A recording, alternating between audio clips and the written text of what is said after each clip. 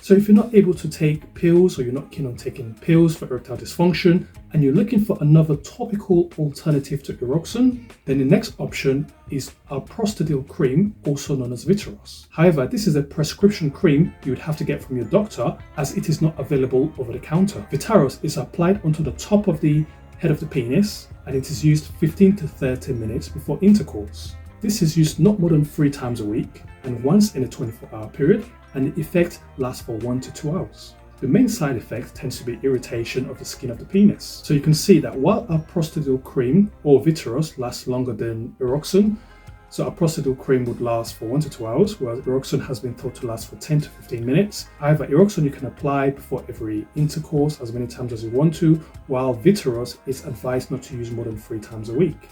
So there are pros and cons to whichever cream you decide to use.